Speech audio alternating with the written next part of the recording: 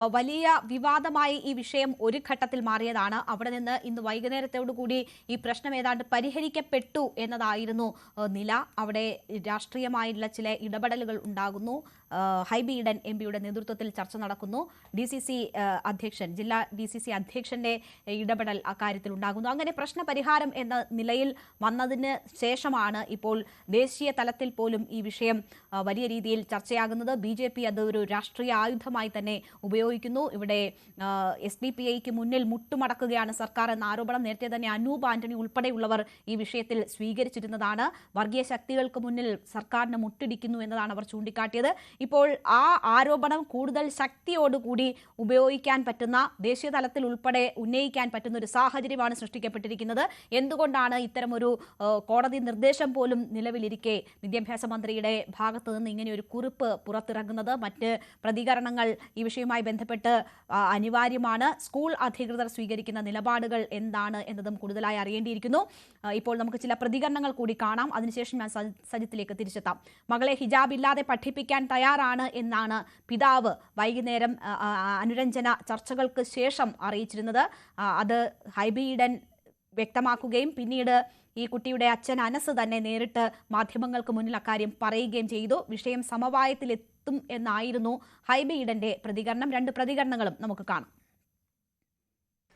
ചില ശക്തികൾ ഈ സ്കൂള് കേന്ദ്രീകരിച്ച് പ്രവർത്തിക്കുക. വർഗീയപരമായ ഭിന്നിപ്പ് എന്ന് പറയുമ്പോൾ ചില ആളുകൾ രാവിലെ വീട്ടിൽ നിന്ന് ഇറങ്ങുന്നത് കല്ല് കൊത്താനുണ്ടോ കല്ല് എന്ന് പറയുന്നത് പോലെ കേരളത്തിൽ എവിടെയൊക്കെയാണ് സ്കൂളുകളിൽ അല്ലെങ്കിൽ നമ്മുടെ സമൂഹത്തിൽ വിഷയങ്ങൾ ഉണ്ടാക്കുന്നത്, അത് മതസ്പർദ്ധ വരുത്തി അതിന് ജാതീയതയുടെയും വർഗീയതയുടെയും നിറം നൽകി അതിൽ നിന്ന് രാഷ്ട്രീയ ലാഭമുണ്ടാക്കാൻ ശ്രമിക്കുന്ന ആളുകളാണ്. അതൊരു കാരണവശാലും കേരളത്തിൻ്റെ മണ്ണിൽ വിലപ്പോവില്ല.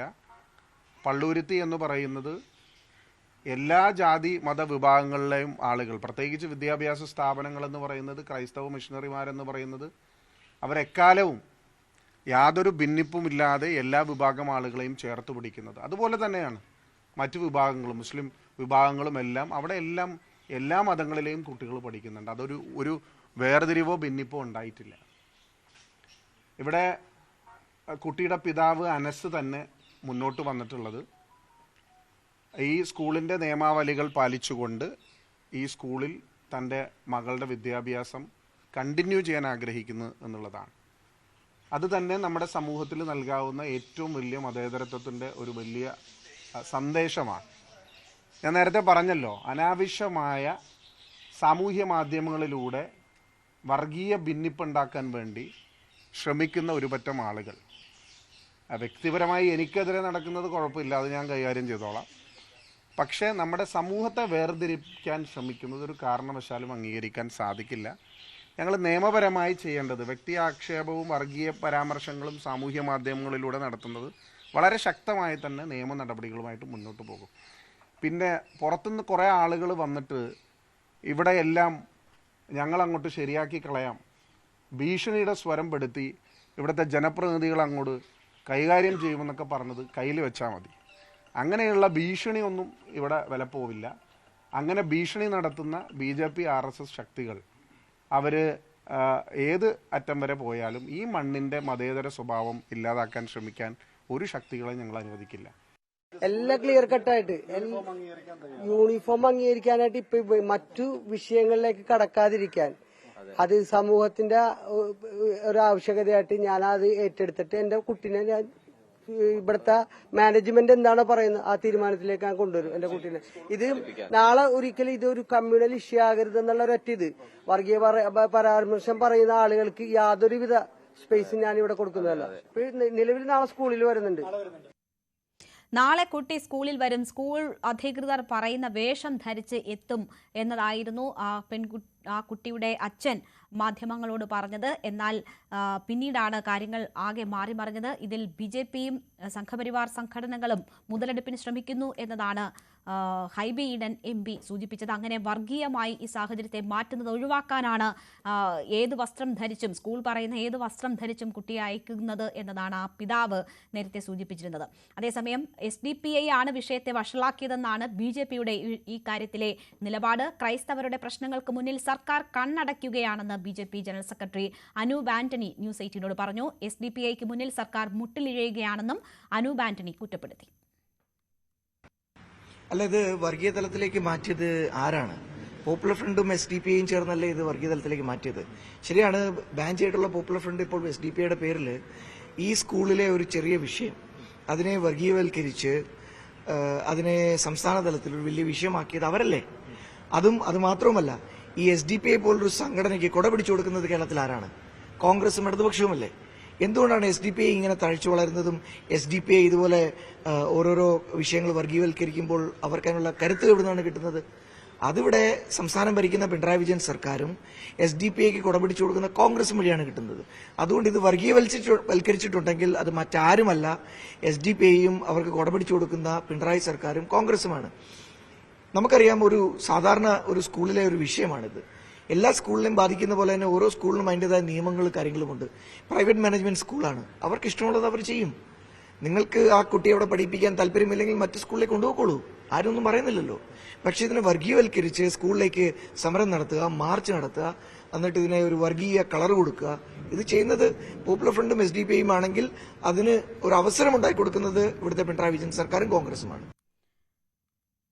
ഇതിനിടെ സർക്കാരിനെതിരെ ആരോപണവുമായി സ്കൂൾ PTA പ്രസിഡന്റും രംഗത്തെത്തിയിരുന്നു. ഹിജാബ് ധരിച്ചെത്തിയ കുട്ടിയെ സ്കൂളിൽ പഠിപ്പിക്കാൻ സർക്കാരിൽ നിന്ന് സമ്മർദ്ദം എന്നായിരുന്നു ഈ PTA അംഗം പറഞ്ഞത്. വിദ്യാഭ്യാസ മന്ത്രിയുടെ പ്രസ്താവന വരുന്നതിന് മുൻപ് PTA പ്രസിഡന്റ് പ്രതികരിച്ചത് ഇപ്രകാരമാണ്. അതൊന്ന് കാണാം. എന്നോട് ചോദിച്ച PTA ആയിട്ട് ബന്ധപ്പെട്ട വിഷയം, പക്ഷേ അവരുടെ റെസ്പോൺസ് എന്ന് പറയുന്നത് കുട്ടി അല്ലെങ്കിൽ ഇവർക്ക് സമ്മർദ്ദമുള്ള പോലെയാണ് എനിക്ക് തോന്നിയത്. കാരണം സർക്കാരിൻ്റെ ഭാഗത്തുനിന്ന് വലിയൊരു സമ്മർദ്ദം ഉണ്ടെന്നുള്ളതാണ്. അതുപോലെ തന്നെ DEO ഓഫീസിൽ നിന്ന് എറണാകുളത്തുനിന്ന് അവർ പെട്ടെന്ന് തന്നെ ഈ പറയുന്ന കുട്ടിയെ ഹിജാബ് ധരിച്ച് കയറ്റാനുള്ള എന്താ പറയുക എഴുതി കൊടുക്കണമെന്നുള്ള രീതിയിൽ 2 ഉദ്യോഗസ്ഥർ പറഞ്ഞു. ഒരു സുമേഷ് എന്ന് പറഞ്ഞു. അവർ കൂടുതൽ സമ്മർദ്ദത്തിലാക്കുന്നതിന് വേണ്ടിയിട്ട് വന്നതാണ്. തീർച്ചയായിട്ടും ഞങ്ങളത് പറഞ്ഞു, ഞങ്ങളിവിടെ കൂടിയാലോചിക്കേണ്ട ഒന്നും ചെയ്യാൻ പറ്റത്തില്ല. നിങ്ങൾ ലെറ്റർ ഒന്നും ഇല്ലാതെ നിങ്ങൾക്ക് വെറുതെ എഴുതി തരാൻ പറ്റത്തില്ല. നിങ്ങൾ ഒന്നെങ്കിൽ ഞങ്ങൾക്ക് മെയിൽ ചെയ്യുക, അല്ലെങ്കിൽ നിങ്ങൾ ലെറ്റർ കൊണ്ടുപോകുക, ഞങ്ങൾ മറുപടി തരാം. അതിൻ്റെ അടിസ്ഥാനത്തിൽ ഒരു മെയിൽ ചെയ്തു, വിശദീകരണം ചോദിച്ചാൽ ഞങ്ങൾ മറുപടി കൊടുത്തിട്ടുണ്ട് അതിന്. പിന്നെ ഇപ്പം ഞങ്ങൾ ചോദിച്ചപ്പോൾ ഒരു കാര്യം പറഞ്ഞതെന്ന് വെച്ചാൽ മുഖ്യമന്ത്രിയുടെ ഓഫീസിൽ നിന്ന് ഇവർക്ക് വിളിച്ച സമ്മർദ്ദം ഉണ്ടെന്നുള്ള രീതിയിലാണ് അവർ പറഞ്ഞത്. അപ്പോൾ മുഖ്യമന്ത്രിയുടെ ഓഫീസിൽ നിന്ന് ഇത്ര പെട്ടെന്നൊരു സമ്മർദ്ദം ഉണ്ടാകുക എന്ന് പറയുന്നത് അത് ഞങ്ങൾക്ക് മനസ്സിലാകാത്ത ഒരു കാര്യമാണ്.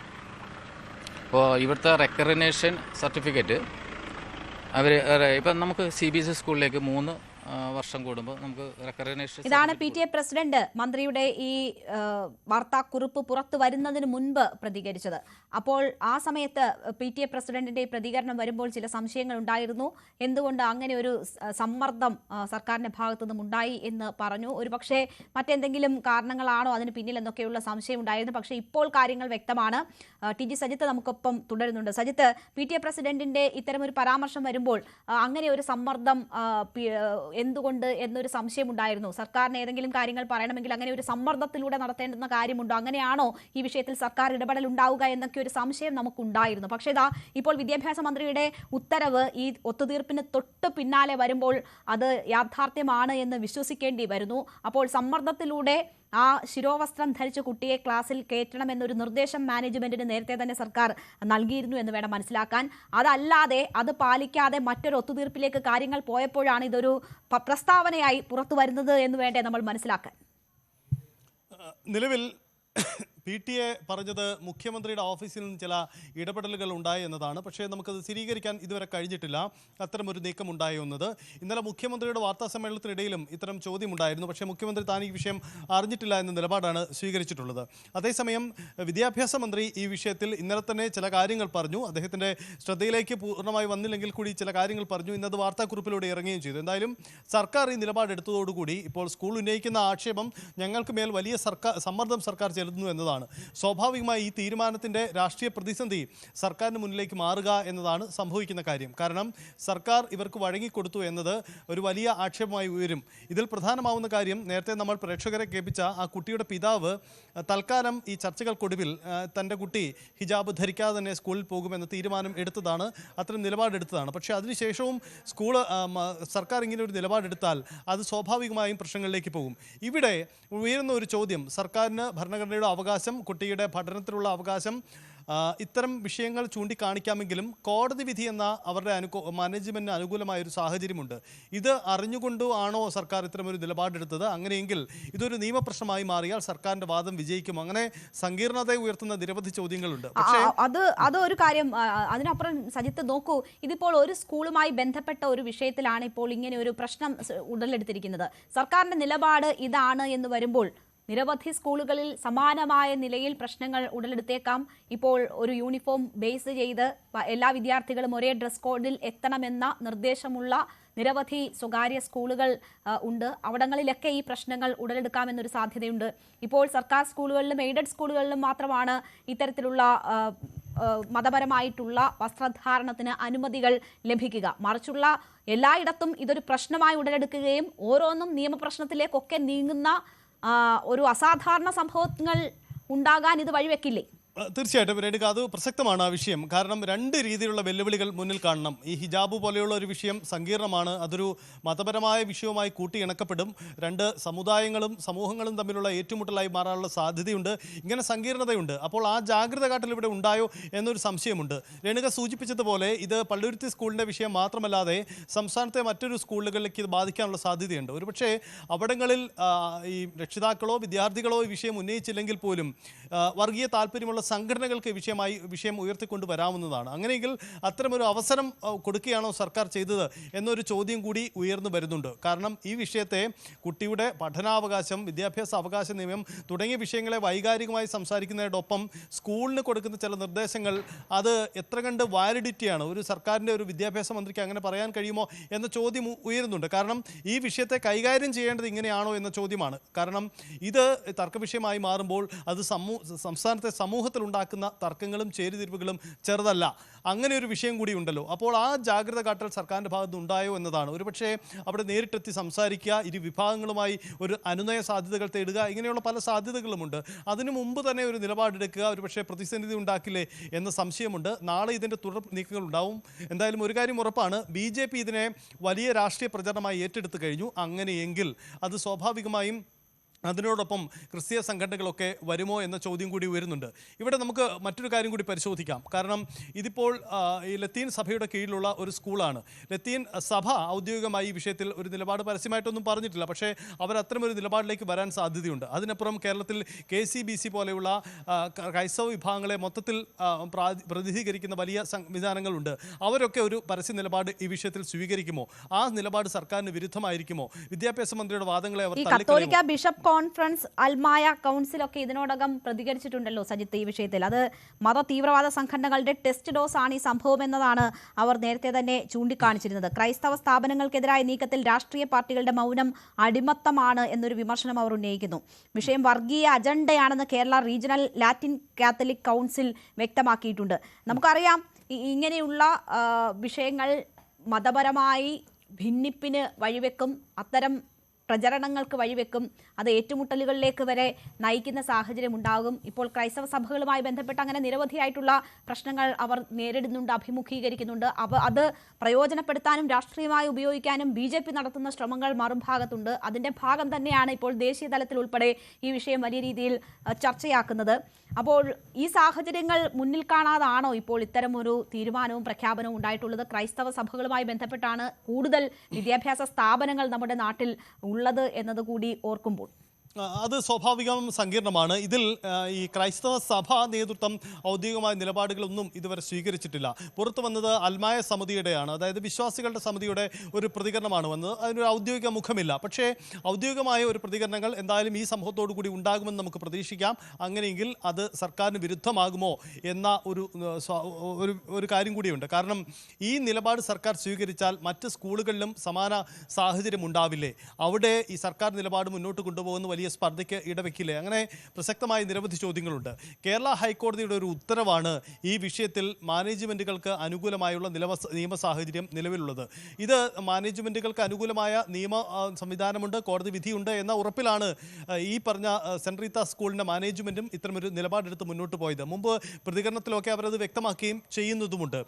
ഇപ്പോൾ വിദ്യാഭ്യാസ മന്ത്രിയും സർക്കാരും ഇത്തരമൊരു നിലപാടെടുത്താൽ ഇത് വീണ്ടും കോടതി കയറുന്ന തരത്തിലേക്ക് മാറുമോ? അതായത് സംസ്ഥാനത്ത് പള്ളുരുത്തി സ്കൂളിലെ ഹിജാബ് തർക്ക വിഷയം വീണ്ടും നിയമപ്രശ്നമായി മാറുമോ? സംസ്ഥാനത്ത് ഒരു പുതിയ നിയമപ്രശ്നമായി ദേശീയ തലത്തിലേക്ക് വരുന്ന ഒരു നീക്കമായി തന്നെ അത് മാറാനുള്ള സാധ്യതയുമുണ്ട്. നാളെ ഇനിയൊരു അനുനയ സാധ്യതയ്ക്ക് കളമുണ്ടോ? അത്തരം നീക്കം നടക്കുമോ എന്നത് പ്രസക്തമാണ്. അതല്ലെങ്കിൽ നമ്മൾ ഈ സൂചിപ്പിച്ച സാധ്യതകളിലൊക്കെ അത് വഴിമാറിയേക്കാം.